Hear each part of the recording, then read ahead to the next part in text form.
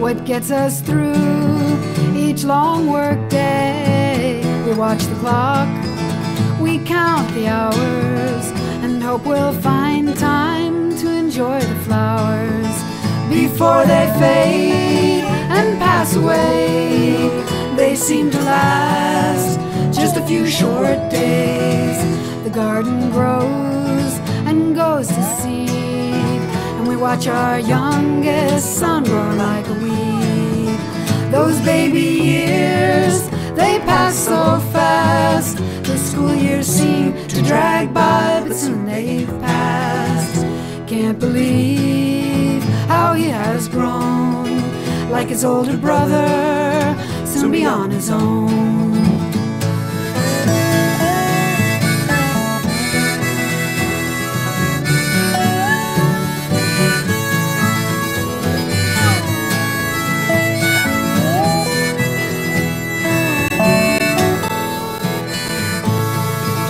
What game is this that we all play? What keeps us going every day? When conflict strikes and troubles brew, it's hard to know just what to do. But the love of family and good friends is all it really takes to make amends. And the love of family and good friends will see us through right to the end.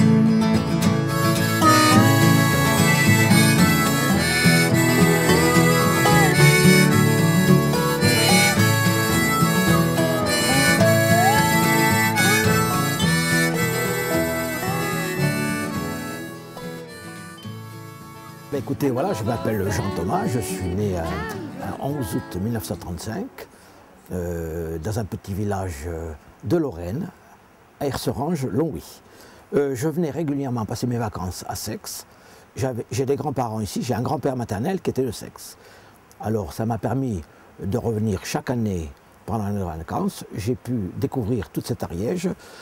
Alors au début, la montagne n'était pas considérée comme un sport comme maintenant.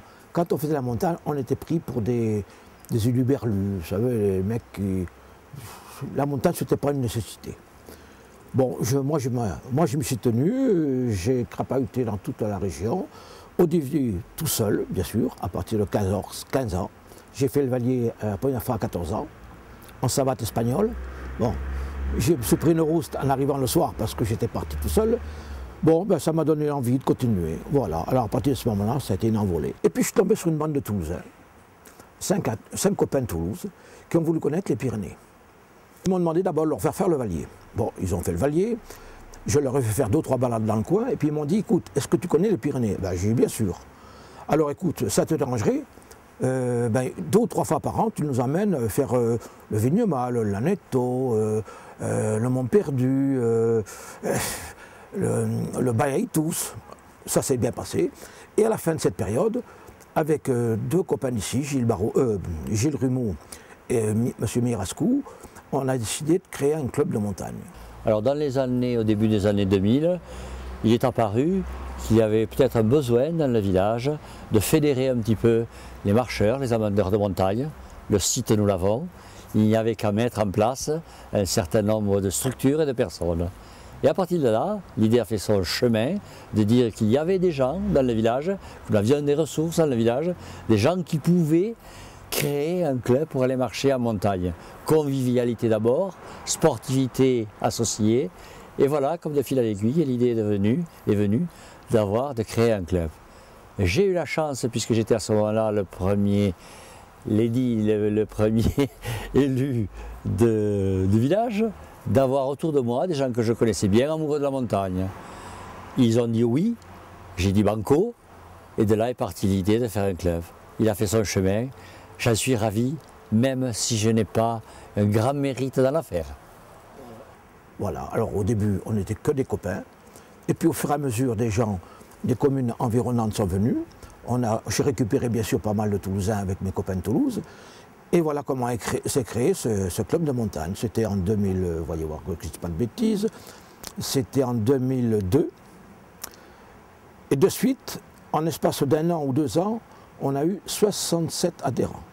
Alors bien sûr, on ne pouvait pas faire sortir les 67 ensemble, mais régulièrement, tous les 15 jours, des gens pouvaient venir, d'autres gens ne pouvaient pas venir parce que les raisons familiales font que... Mais enfin, ça s'est très bien passé, l'ambiance était bonne, mais là, je commençais à prendre un petit peu d'âge et puis j'ai eu un petit problème de santé. Bon, ça s'est bien passé, c'est fini, et j'ai eu la chance de tomber sur Paul Lebon. L'Éterloo-Seixois, pour moi, c'est une vieille histoire qui date de 2002, début 2002. J'avais été approché par un envoyé spécial du maire de l'époque qui souhaitait créer un club de randonnée en montagne à Sex. Et étant donné qu'à ce moment-là, j'étais encore en activité professionnelle et mes connaissances en montagne étaient un peu rudimentaires, je n'ai pas donné suite immédiatement. Et puis très rapidement, il s'est créé, un club a été créé à Sex. Et cette année, c'est une année tout à fait exceptionnelle puisqu'on fête les 10 ans du club. On a organisé une journée spéciale avec une petite randonnée en haut du Causse, donc un endroit mythique de la ville de Sex. On a aussi rassemblé des photos depuis 2002 jusqu'à 2012 pour fêter donc ces 10 ans. Et l'expo sera suivie d'un pique-nique qu'on voulait faire à l'extérieur, mais la météo n'étant pas très sûre, on le fait à la salle polyvalente prêtée par la mairie. Et ce ne sera pas un vrai pique-nique, mais bon, la convivialité y sera. Et à la suite de ça, on présentera des diaporamas qui racontent toutes les randonnées qu'on a pu faire. Ça représente peut-être 200 randonnées depuis cette époque.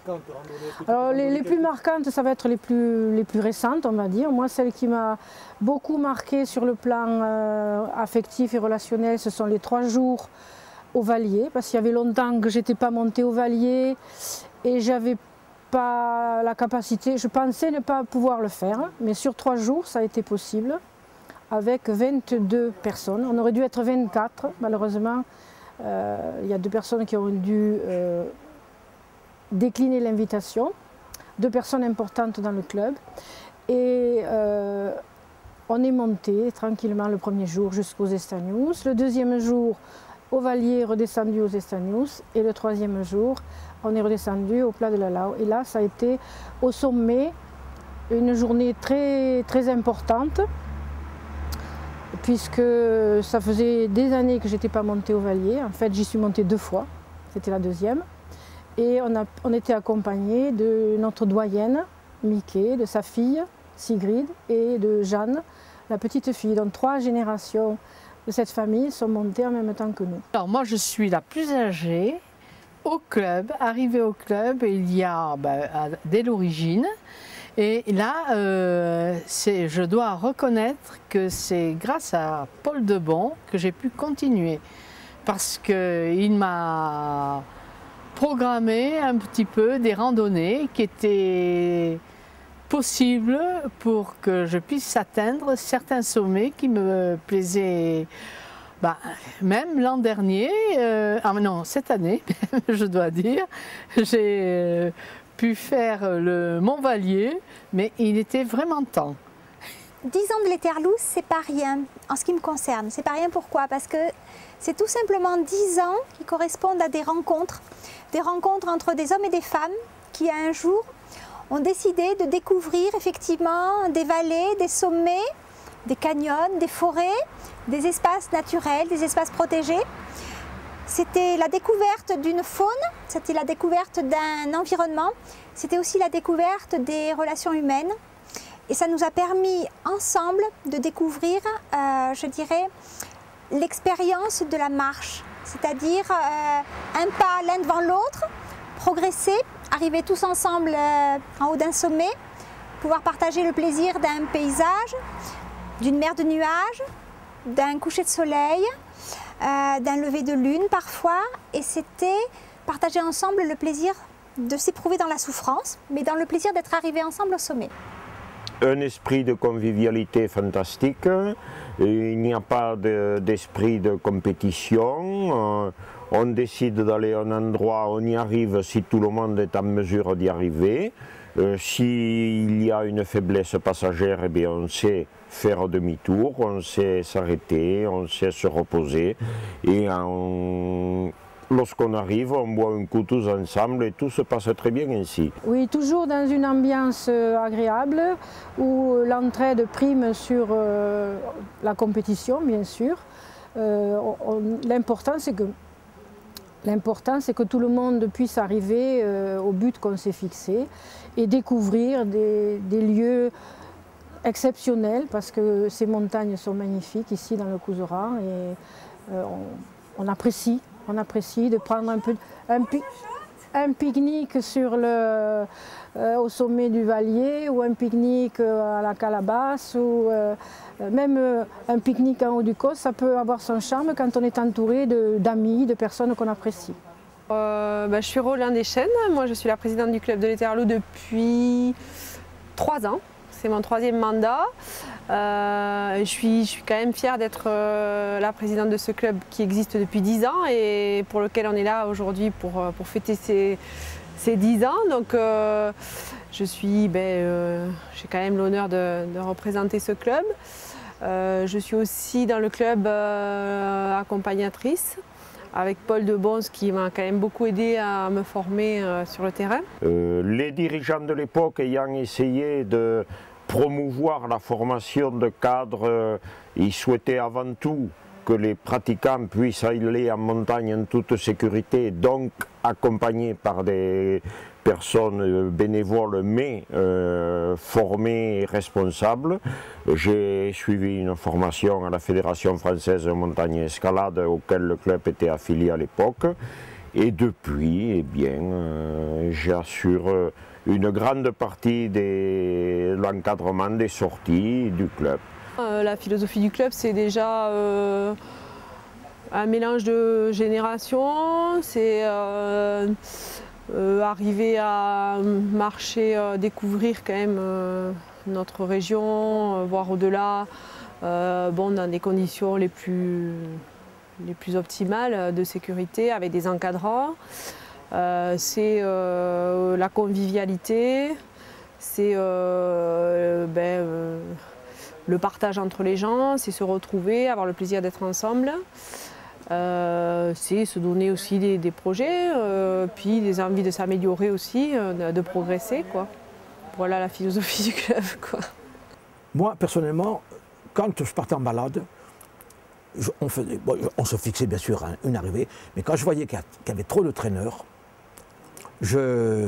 on tempérait un peu, et à la fin, quand je voyais que ça... Je demandais à un autre copain qui était aussi bon que moi, tiens, tu prends la direction, tu prends ces 4 personnes, tu les amènes au sommet, moi je reste là avec le groupe, et on vous attend pour redescendre. Il ne fallait pas non plus forcer, il ne faut pas forcer l'âne. L'âne, il marche, et puis à un certain moment, il ne peut plus marcher. Donc, on arrête, on prend les meilleurs, on finit. Voilà. Moi, à mon avis, la philosophie du club, c'est ça. Il ne faut pas forcer. Bon, maintenant, quand on va loin, il faut dire aux gens, on va loin, pas pour rien, on y va pour faire vraiment une expédition correcte. Donc il faut être en forme. Ça, si vous n'êtes pas en forme, c'est pas la peine d'aller loin, les gars n'arrivent pas au sommet. Voilà, c'est un petit peu la philosophie du club. On n'est pas, comment je veux dire, des forcenés. Ce qui me plaît, c'est que vraiment, ce sont les plus faibles qui sont les prioritaires. Et bon, je dois dire que je vais bientôt avoir 80 ans et c'est grâce à eux que j'ai pu continuer. J'ai toujours trouvé que l'ambiance était extraordinaire parce que quand on est dans les virages et quand on regarde qui sont les derniers, en général c'est toujours moi qui ferme la piste et là ils ont l'attention de nous laisser respirer, de prendre un petit quelque chose, de faire une photo, ce qui permet de reprendre souffle. D'accord. Qu'est-ce que tu souhaiterais au club? Tu souhaites quoi? Qui m'accepte encore longtemps.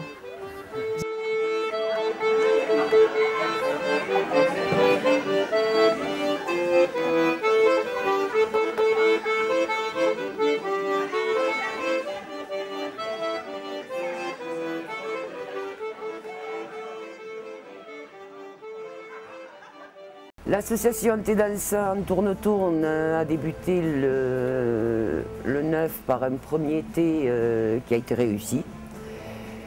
On a eu beaucoup de monde grâce à monsieur et madame Koum, qui font partie d'une association de danseurs. Les 60 personnes qui étaient là ont été enchantées par la prestation à tous les niveaux. Prestation de l'orchestre, le Cristal, qui était au top. Prestation de Thierry, qu'on a pu en parler, qui a fait un service magnifique au niveau de la buvette. Il faut continuer, nous ferons un deuxième essai le 18 novembre, mais suite à nos demandes, nous attaquerons plus tard. On n'attaquera que vers 2h30, 3h le thé dansant, et ça jusqu'à 7h le soir, dans la même ambiance. Et on a buté sur le nom de l'association, donc on avait plein d'idées, des idées déjà prises, des idées pas bonnes. Puis à force de tourner en rond, j'ai dit stop, ce sera tourne-tourne. Et ça nous a plu à tous les deux, on a foncé. Donc on est sur la 4e édition du Forum des associations, qui a été créé, mais ça fait la 4e année. Cette année, on est en train de prendre un bagou, malgré le soleil qui est présent. L'année dernière, on avait de la pluie, on avait énormément d'associations. Cette année, le soleil a fait fuir les associations. Cette année, on a l'Amicale des pompiers qui est présent avec porte ouverte toute la journée. On a plusieurs associations qui n'étaient pas là les autres années, qui sont quand même là. Style vous, Télé qui démarrait, qui allait vous lancer. Nous avons la sophrologie, nous avons un peu de tout, du judo, de l'aïkido, Embellir Sexe qui a fait le déplacement, Eterno, le secours populaire bien sûr, puisque le Forum des associations, c'est aussi grâce à Marie-Claire qu'il est là. Movin Salat, l'AMJC qui fait énormément pour ce forum, avec Kate qui est à la coordination aussi.